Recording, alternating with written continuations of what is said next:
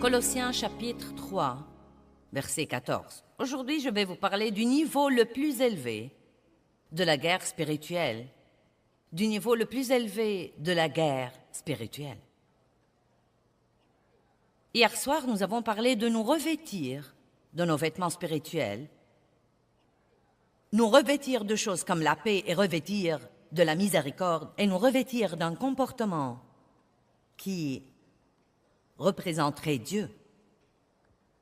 Mais dans le verset 14, il dit « Et par-dessus toutes ces choses, dites par-dessus toutes ces choses, revêtez-vous de l'amour. » J'aime ça.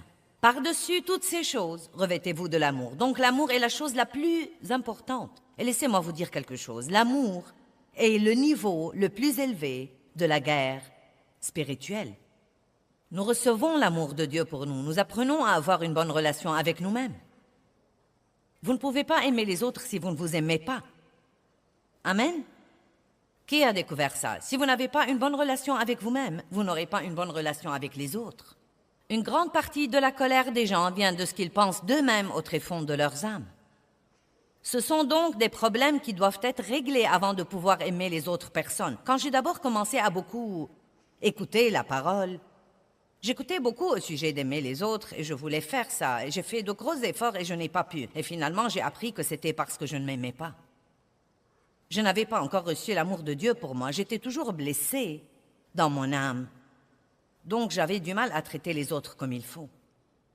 Mais quand nous apprenons vraiment ce qu'est l'amour, à recevoir l'amour de Dieu, à avoir une relation équilibrée et bonne et cordiale avec nous-mêmes, il n'y a pas de mal à s'aimer soi-même. Vous ne devez pas vous aimer d'une façon égoïste, égocentrique, où vous vous adorez tout le temps, mais vous devez vraiment vous aimer. Pourquoi ne pas aimer ce que Dieu aime? Si Dieu vous aime, vous devez vous aimer. Et ensuite, la chose la plus importante que nous pouvons faire pour le monde, le moyen le plus important de diffuser l'Évangile, d'être des missionnaires dans notre domaine de la vie, c'est d'aller dans le monde et d'apprendre à vraiment, vraiment, vraiment aimer les gens. L'amour vous rend si heureux que vous ne savez pas quoi faire de vous-même. Non seulement être aimé, mais donner l'amour aux autres. Jésus a dit, tu aimeras le Seigneur ton Dieu de tout ton cœur, âme, pensée et force. Tu aimeras ton prochain comme toi-même. Dans Jean, il dit, je vous donne un commandement nouveau, aimez-vous les uns les autres comme je vous ai aimés. À ceux-ci, tous connaîtront que vous êtes mes disciples. J'aime vraiment voir et recevoir ces versets. Il n'a pas dit, ayez un autocollant, mettez-le sur votre voiture. Veillez à porter une grande croix autour du cou. Prenez votre Bible et vos écouteurs pour marcher. Séparez-vous de tous les autres et veillez à être extrêmement religieux et à ce moment-là, ils vous connaîtront. Il a dit non, à ceux-ci, tous connaîtront que vous êtes mes disciples si vous continuez à montrer de l'amour les uns aux autres, dit la Bible amplifiée. Ça ne suffit donc pas de l'avoir, nous devons le montrer. Et rappelez-vous, hier nous avons établi que le mot « se revêtir » veut dire le faire intentionnellement. Et cela veut dire le faire exprès. Peut-être que vous direz, eh bien tu sais, Non mais je peux aimer certaines personnes, mais il y a des personnes que je ne peux pas aimer. Non mais il y a des personnes qui... Ils ne méritent pas mon amour. Eh bien, y a-t-il quelqu'un ici qui mérite l'amour de Dieu? Je ne crois pas. Vous savez, nous n'aimons pas quelqu'un parce qu'il le mérite. L'amour doit être un don gratuit. Comprenez ça aujourd'hui. Vous n'aimez pas quelqu'un parce qu'il le mérite. Vous n'aimez pas quelqu'un parce qu'il vous aime. Vous n'aimez pas quelqu'un parce que vous en avez envie. Vous l'aimez parce que c'est ce que vous êtes. Vous marchez, vous parlez, vous débordez d'amour. Dieu est amour et il est en vous. Amen. Laissez-moi vous raconter une petite histoire. Un petit garçon est venu à sa mère dans la cuisine pendant qu'elle préparait le dîner et il lui a présenté une facture qu'il avait rédigé où il lui facturait toutes les tâches ménagères qu'il avait faites cette semaine. Il a dit, pour avoir tondu la pelouse, tu me dois 5 $. Pour avoir nettoyé ma chambre, tu me dois 1 $. 50 sous pour être allé au magasin pour toi. 25 sous pour avoir gardé mon petit frère. 1 $ pour avoir sorti les poubelles. 5 $ pour avoir eu un bon bulletin scolaire. 2 $ pour avoir ratissé les feuilles mortes. Le total que tu me dois cette semaine s'élève à 14,75 $. Sa mère l'a regardé debout là et elle a commencé à écrire sur le verso du papier.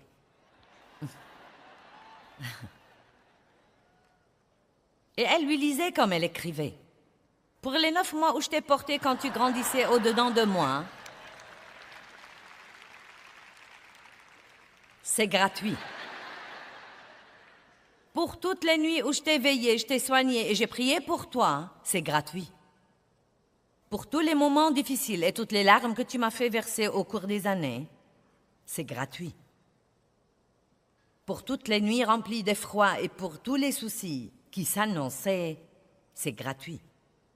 Pour les jouets, le manger, les vêtements et oui, même te moucher, c'est gratuit. Fils, quand tu additionnes tout ça, le coût de mon amour est gratuit. Quand le garçon a fini de lire ce que sa mère avait écrit, il avait les larmes aux yeux. Il a repris le papier et il a écrit en travers de sa facture intégralement payée.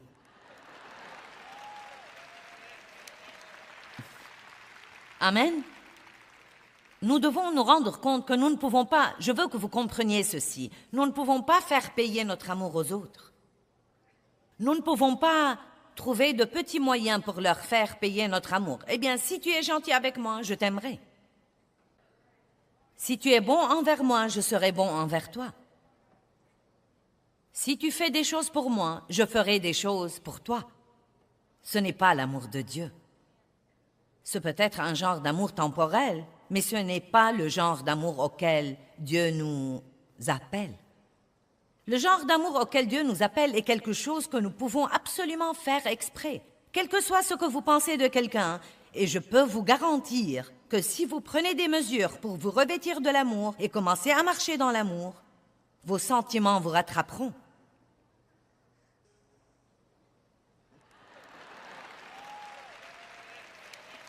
Certains sont sur le point de divorcer et si vous rentrez chez vous et que vous commencez exprès à montrer l'amour à cette personne sans rien ressentir envers elle,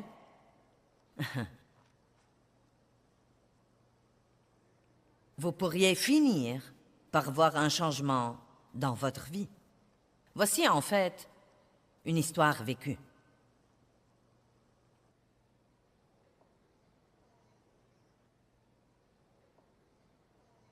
Un ministre parle d'une femme qui a quitté son bureau, pleine de haine envers son mari.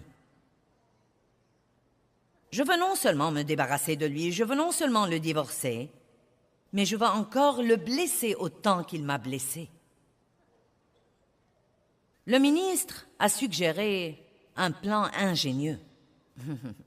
Rentre à la maison et fais comme si tu aimais vraiment ton mari. Dis-lui qu'il compte beaucoup pour toi. Loue-le pour tous ses bons traits.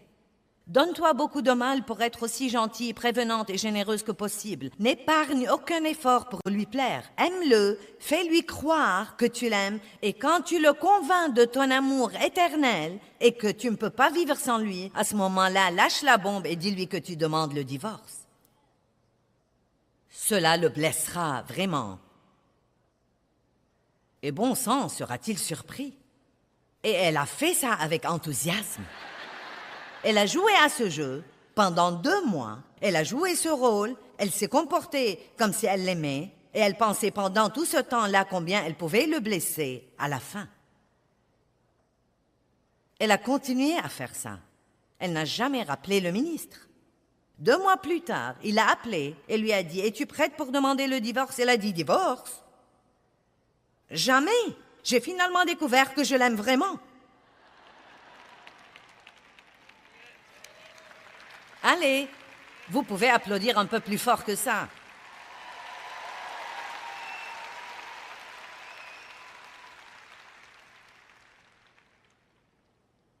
Vous savez, j'espère pouvoir vous transmettre quelque chose. J'ai étudié et j'ai enseigné et j'ai essayé de vivre la parole de Dieu très sérieusement pendant 35 ans. J'ai été chrétienne beaucoup plus longtemps que ça, mais je ne suis devenue vraiment sérieuse que depuis environ 35 ans. Donc si vous êtes parmi ceux qui ne sont pas encore sérieux, vous pourriez prendre cette décision aujourd'hui. Et cela veut dire que vous allez vraiment étudier la parole puis apprendre à vivre en conséquence. Non seulement la lire, mais apprendre à la laisser guider votre vie. Et j'ai appris au cours de ces années beaucoup de choses puissantes, merveilleuses. Mais il y a peut-être 15 ou 20 ans, Dieu m'a enseigné quelque chose sur l'amour qui m'a vraiment changé la vie. Je voyais toujours en rêve que j'étais en route pour une de mes conférences, mais que j'étais en pyjama. Et nous envoyons d'avance des camions qui portent tout notre matériel. 7 semi-remorques qui vont avec tous ces trucs dont nous avons besoin pour planter ce décor quand vous venez là. Beaucoup de travail a lieu avant que vous ne veniez.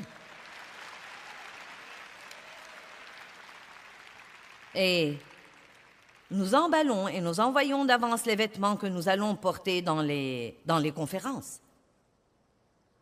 Et donc, je me tenais derrière le rideau, on jouait de la musique, il est temps que je sorte et prêche, mais mes vêtements ne sont pas là. Et je remettais ça tant que je pouvais, mais j'ai dû finalement y aller et monter en chair en portant mon pyjama, et j'étais si embarrassée. Et ce rêve revenait sans arrêt. Et ensuite, au bout d'un certain temps, Dieu m'a révélé ces versets au sujet de se revêtir et de se dépouiller, et le verset d'Apocalypse au sujet de rester alerte, de rester éveillé et de garder ses vêtements. Et ensuite, j'ai vu ce verset au sujet de se revêtir de l'amour. Et Dieu m'a donné l'interprétation de mon rêve. Il a dit, « Tu n'es pas vêtu comme il faut dans l'esprit quand tu montes en chair. Tu as beaucoup de choses, tu as un don d'enseignement, mais tu dois accroître ta marche dans l'amour. Tu dois te revêtir de l'amour. » Puis-je vous dire aujourd'hui que vous avez peut-être étudié le succès et comment vous pouvez faire à votre idée, et 12 clés pour ceci, et 12 clés pour cela, et 4 pas pour quelque chose d'autre, et 10 pas pour quelque chose d'autre. Mais je voudrais plutôt que vous méditiez dans votre cœur pour 1 minute combien, dans votre vie avec Dieu, vous avez personnellement, intensément étudié la marche dans l'amour et le fruit de l'esprit.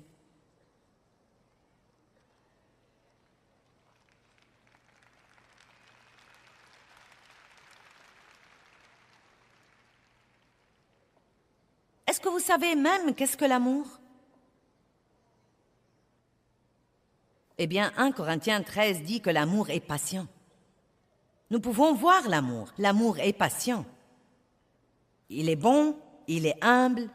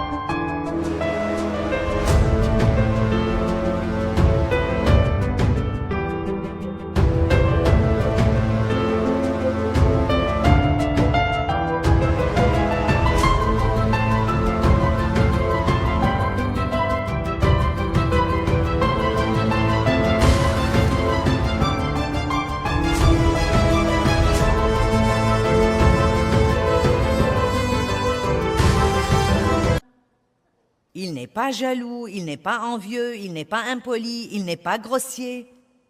Il n'est pas égoïste et égocentrique, il ne cherche pas son intérêt ou son bon plaisir. L'amour ne soupçonne point le mal, il ne renonce jamais, il n'abandonne jamais. Donc on peut voir l'amour et on peut le ressentir. Et nous devons l'étudier. Non seulement nous étreindre de temps à autre à l'église et dire « Je t'aime de l'amour du Seigneur », nous devons étudier l'amour.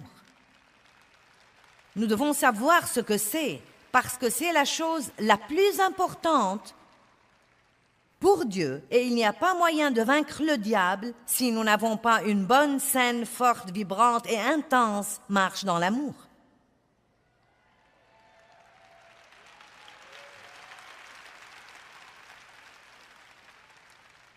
De toutes les choses que je vous ai enseignées ce week-end, et vous avez acclamé au sujet de beaucoup d'entre elles, je peux dire vous êtes armés et dangereux. Et tout le monde dit « Oui !» Vous êtes un super-héros dans l'esprit. Oui! Donc je vous dis aujourd'hui, vous devez accroître votre marche dans l'amour et cela doit être la chose la plus importante pour vous, d'apprendre à aimer comme Dieu.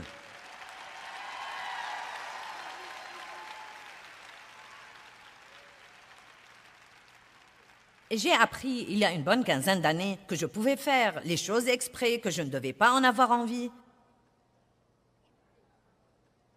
Que l'amour n'est pas un sentiment, mais la façon dont je traite les autres. Et la Bible nous apprend franchement et spécifiquement que le meilleur moment de bien traiter les gens est quand ils ne vous ont pas bien traité. Oh mon Dieu! Puis-je être honnête et vous dire que je crois qu'il y a très peu de gens qui font ça? Il y en a certains. Mais je crois honnêtement qu'il y a très peu de gens qui font vraiment ça. Je le sais parce que je vois les gens face à face tout le temps et je vois comment ils réagissent au message sur l'amour. Et la Bible dit de bénir vos ennemis. Priez pour ceux qui vous persécutent et abusent de vous et vous maltraitent.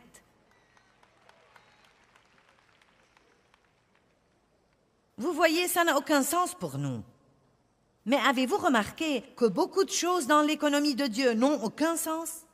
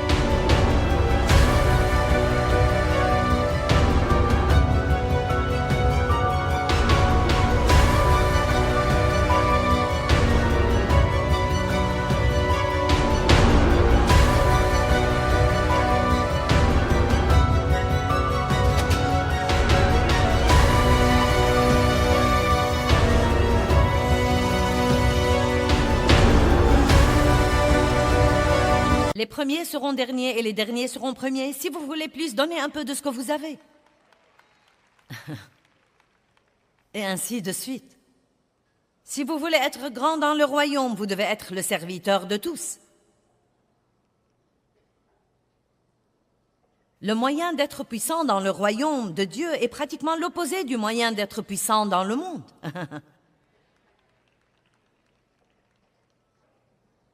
Maintenant, c'est difficile de bien traiter quelqu'un qui n'a pas été bon envers vous seulement en ce qui concerne vos sentiments.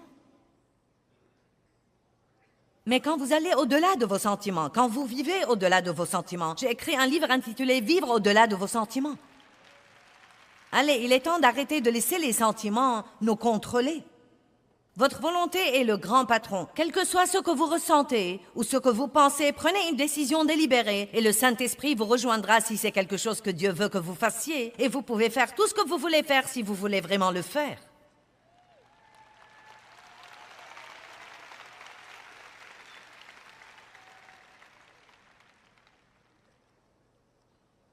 Apprenez à aimer les gens exprès. 2 petites histoires.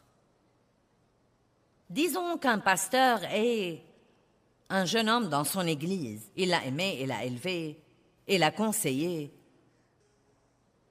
il l'a promu au poste de pasteur adjoint. Et tout, en fait, allait bien. Ils faisaient du bon travail ensemble. Mais ce jeune homme était mécontent de quelque chose. Il y avait quelque chose où il n'avait pas fait à son idée comme il croyait qu'il devrait. Qui sait, peut-être qu'il ne gagnait pas autant d'argent qu'il croyait qu'il aurait dû gagner ou qu'il ne s'est pas vu attribuer de mérite. N'est-ce pas étonnant que nous ne savons pas espérer en Dieu pour qu'il nous donne ce que nous croyons que nous méritons si nous le méritons vraiment? Je vais répéter.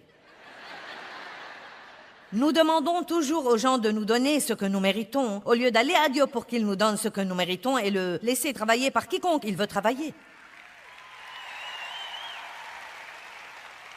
Nous restons occupés à essayer de faire à notre idée.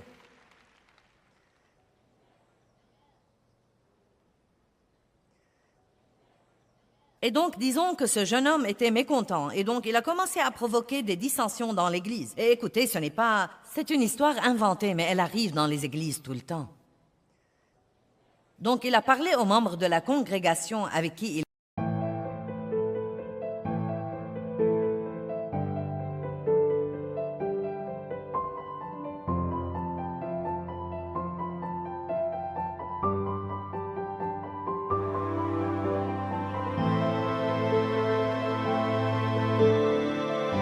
était ami, et je crois que je vais fonder une église, je crois, vous savez, qu'en pensez-vous? Est-ce que vous viendrez avec moi si je fonde une autre église? Et peu de temps après, environ, vous savez, peut-être, 30% de la congrégation sont allés avec lui. Donc il s'est éloigné de 2 ou 3 kilomètres et il a démarré une autre église. Et c'était dévastateur pour le pasteur, dévastateur. Le jeune homme n'a jamais considéré que peut-être Dieu ne voulait pas encore qu'il ait ceci. Peut-être qu'il n'a jamais considéré que quelle que soit la chose dont il voulait s'attribuer le mérite, que Dieu voulait qu'il la fasse avec un cœur plus pur et que Dieu ne l'a pas laissé avoir le mérite exprès parce qu'il le testait. Nous voulons toujours être applaudis et remarqués pour tout ce que nous faisons, mais Dieu très souvent cache aux autres ce que nous avons fait parce qu'il nous teste pour voir si nous avons un cœur pur. J'ai fait ça et personne ne m'a remercié. Est-ce que vous l'avez fait pour être remercié ou est-ce que vous l'avez fait pour Dieu?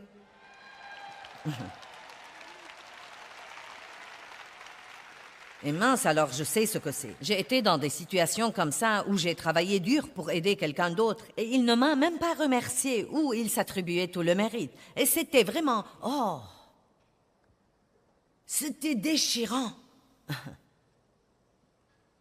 Mais je rends grâce à Dieu de m'avoir donné la grâce de m'humilier. Vous savez, l'humilité, c'est ça. Cela veut dire rester en bas. Humiliez-vous donc sous la main puissante de Dieu, afin qu'il vous élève en son temps, au temps convenable, et qu'il vous exalte. Eh bien, donc le jeune homme avait tort. Il ne fait aucun doute que ce qu'il a fait est mauvais. Il est mauvais. Mais comment le pasteur devrait s'y prendre avec ça? Devrait-il être plein de ressentiment et gronder le jeune homme? Devrait-il monter en chair et dire aux gens que ce type est mauvais et que les gens devraient s'éloigner de lui? Vous savez ce qu'il devrait faire? Je crois qu'il devrait lui acheter sa première sono.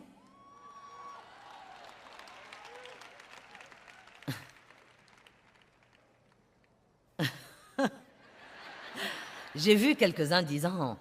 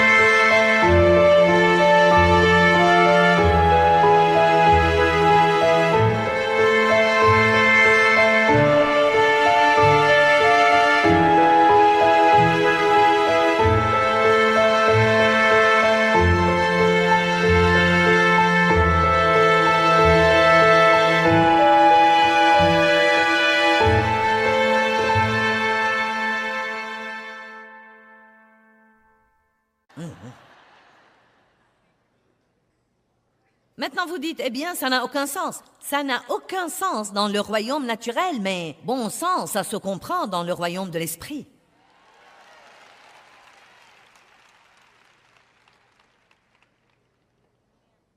Et voilà pourquoi Romains 12, 21, mettons-le sur l'écran pour que vous le voyiez.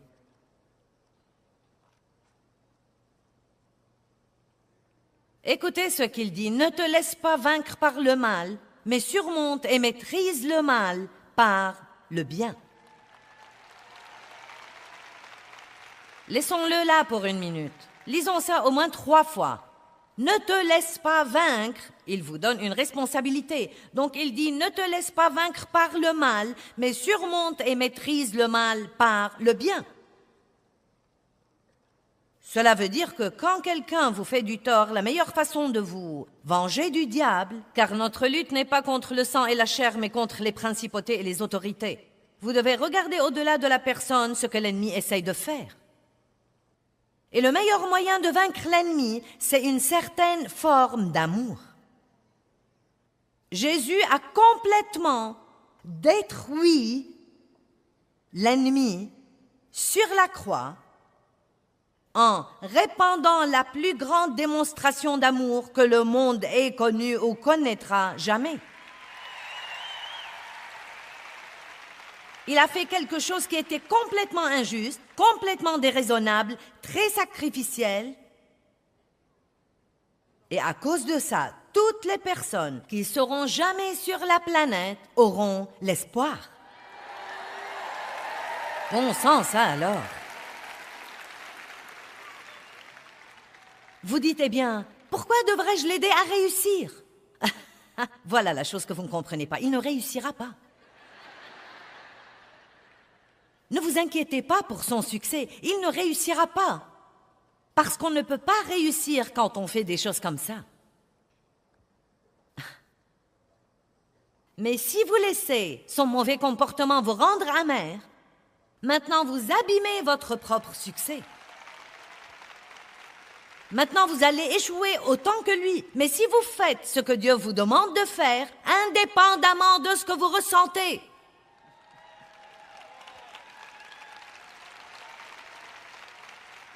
Step 1, wake up early, gonna rise with the sun. Step 2, get some good, some food in you. Step 3, think real hard about what you wanna be. Step 4, everybody just do your thing. Wake up, today's gonna be a good day. Wake up, today's gonna be a good day. Wake up, today's gonna be a good day. Wake up, today's gonna be a good day. Wake up, today's gonna be a good day. Wake up. Today's gonna be a good day. Wake up. Today's gonna be a good day. Wake up. Today's gonna be a good day. Yo, set your affirmations, aspirations. I got shit to do, the aftermath of preparation. Good food, good mood, blood in circulation. One step at a time, yeah, that's how you make it. Set a goal you control and the steps you take them. I try to pick one thought, have some concentration. And if I make a mistake, it's called education. I try to do this every day, call it replication. Wake up, today's gonna be a good day. Wake up, today's gonna be a good day. Wake up, today's gonna be a good day. Wake up, today's gonna be a good day. Wake up, today's gonna be a good day. Wake up, today's gonna be a good day. Wake up, today's gonna be a good day. Wake up, today's gonna be a good day. So life ain't easy, yo, I think there's a reason though. Ups and downs, just like every different season, yo. Sometimes I'm high, other times I'm barely breathing, though. I always gotta fight and hide from the demons, yo. Negative thoughts are poison, they rot. Head full of flies, so here come the clouds. They'll never stop unless I can swap all the bad for the good in my head when I'm lost. Yeah, so I'ma fake it till I make it. Positive thoughts are overtaken, I got patience. One day at a time is how you operate a cadence. A flow, you grow, you show yourself a foundation. Stay away from all the shit that causes temptation. I know that I like to do it cause it's sensation. I live my life in my head like a narration. Don't expect greatness, do my best, man, I'll take it. Wake up, today's gonna be a good day. Wake up, today's gonna be a good day. Wake up, today's gonna be a good day. Wake up, today's gonna be a good day. Wake up, today's gonna be a good day. Wake up, today's gonna be a good day. Wake up, today's gonna be a good day. Wake up, today's gonna be a good day. Wake up early, gonna rise with the sun. Step 2, get some good, some food in you. Step 3, think real hard about what you wanna be. Step 4, everybody just do your thing.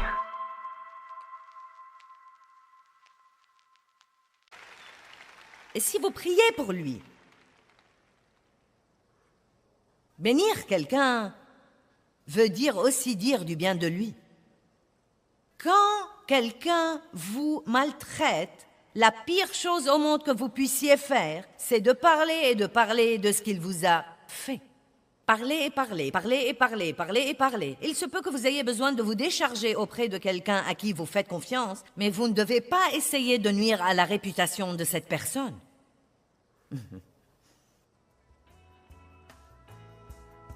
Laissez Dieu être Dieu.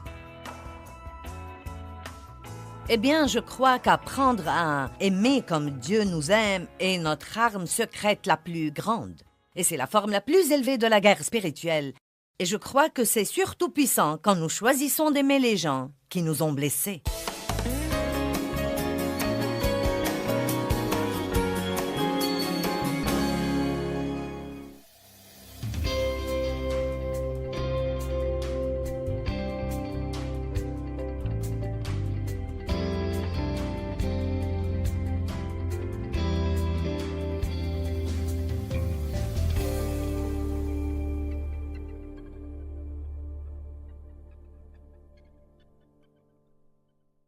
Thôi mong chờ vậy sao bật khóc cho ngu ngơ.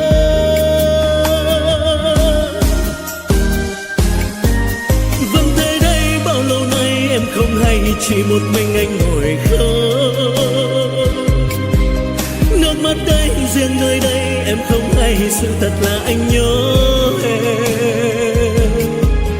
Người giờ đã xa, lời hẹn ước đâu rồi, nước mắt đây rơi biết bao lâu thì khô. Vẫn thế đây bao đêm say em không hay, từng giọt buồn sao mặn đắng. Nhưng lúc ấy anh loay hoay trong cơn say, lại nhầm rằng em ở đây. Người giờ đổi thay, tình mình vẫn đong đầy. Thế mới biết anh vẫn yêu em, thì sao tìm quên chốn xưa ngày ta quen.